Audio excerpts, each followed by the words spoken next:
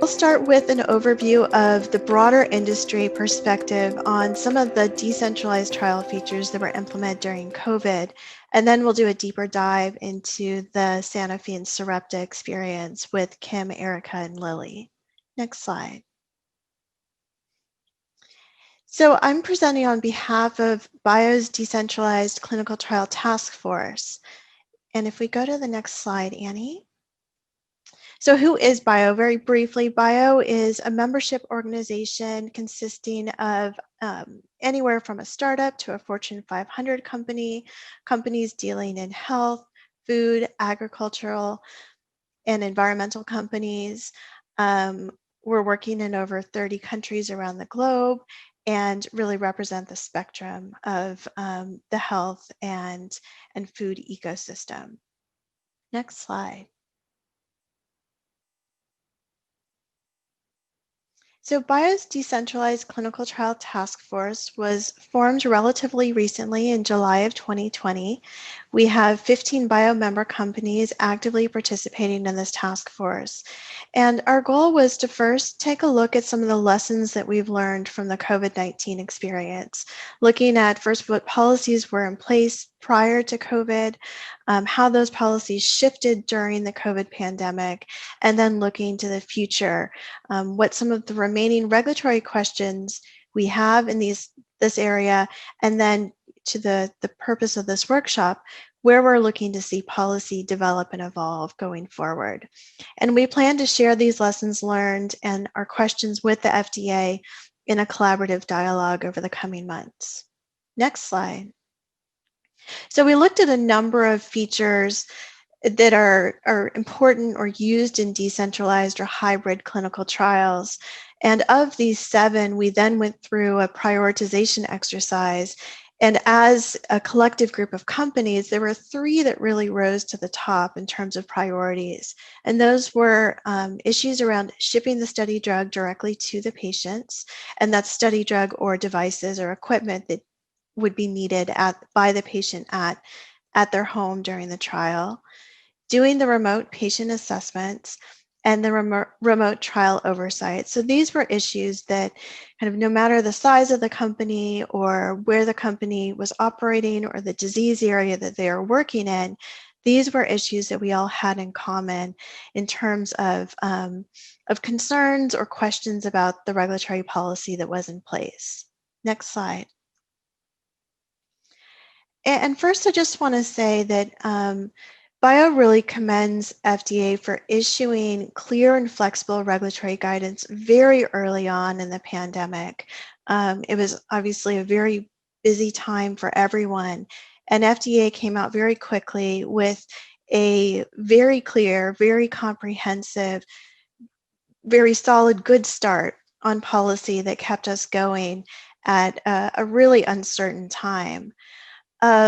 The same was not necessarily true in other parts of the globe, and the resource burden on companies to not only identify the policies that were coming out, but interpret them, implement them, and then execute on them was really significant. And these challenges included just a pure absence of regulatory policy on clinical trial conduct during a pandemic, inconsistencies that were coming up in policy across regions, revisions to policy. So just as you thought you understood the current landscape, there would be a revision to the policy and a need to update and potentially resubmit protocols and other amendments.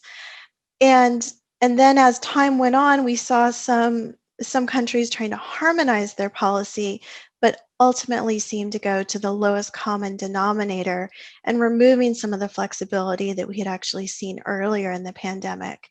And the sheer volume of policy that emerged during this time was really, really quite enormous. And we were obviously all dealing with our own challenges related to the pandemic. So, just to give you a sense of what this looked like at a company like Vertex, where I work, we work in about 27 different regions.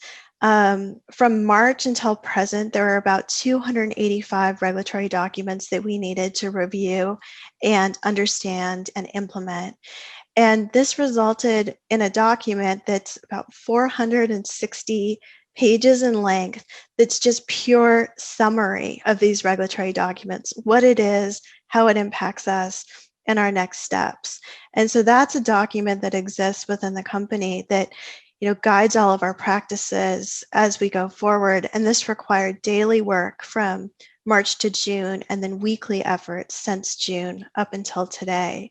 So, you can imagine even smaller companies having a much more difficult time keeping up to speed with the regulatory requirements that were coming out. Next slide. So what did we learn?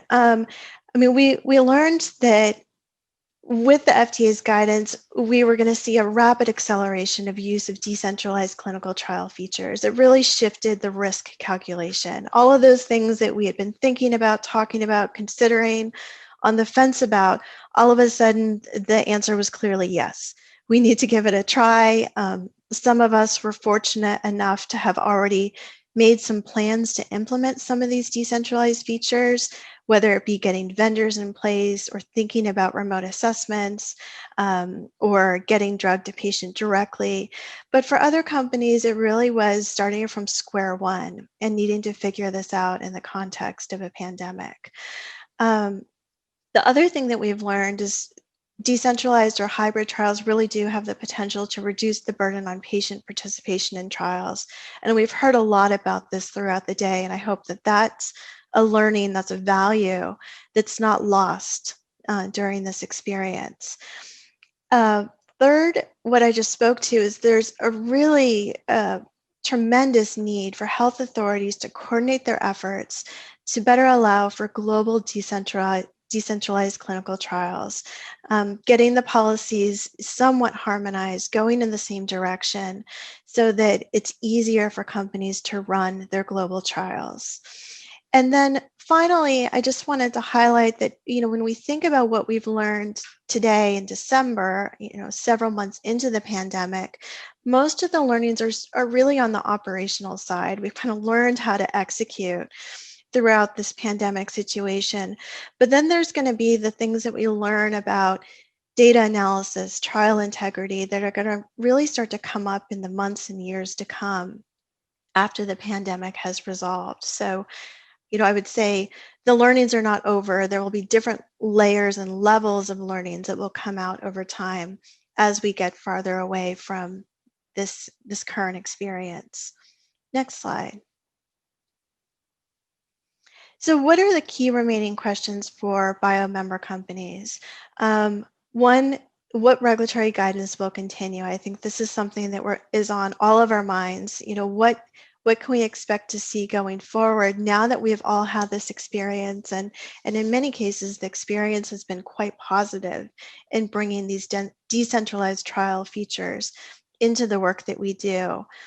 And then the other key question is really thinking about the transition out of the pandemic policy. So, we agreed early on or discussed early on as an industry group that this was not an easy light switch to flip. And so as we think about policies put in place that may go away as the public health emergency ends, it's going to be really important to think about a smooth and feasible transition and allowing enough time for trials to continue with these decentralized features if it truly is the best way of conducting that trial and ensuring that it's able to be completed in a way that makes the most sense. Second, with regard to shipping drug directly to patients, I actually think we heard a lot about this today from other speakers, but there's questions around chain of custody, how you would confirm that the drug has been dispensed, and then some questions that remain about getting the drug back, preparing patients for administration at home. Next slide. When it comes to remote trial oversight, the questions are really around getting the balance right. So, we look at things like source data verification or a more risk-based approach, which may be central monitoring, and what is the right balance. The COVID situation has obviously pushed us much farther towards the risk-based approach and kind of a centralized monitoring strategy. but the question remains about what's most appropriate or most acceptable outside of a pandemic environment. Next slide. And then finally, when we think about remote patient assessments, there's still questions around what's really considered a clinical trial site or an investigator in a decentralized clinical trial construct. Are we really getting a more diverse patient population to participate? Are we truly reducing the burdens on patients? These are areas of question and research that will need to be explored in the future. And then, how can we better work together to make sure that a patient can continue to use or visit their normal physician for trial visits if that's what they prefer? So kind of understanding how we can bring the broader parts of the healthcare ecosystem into the research process.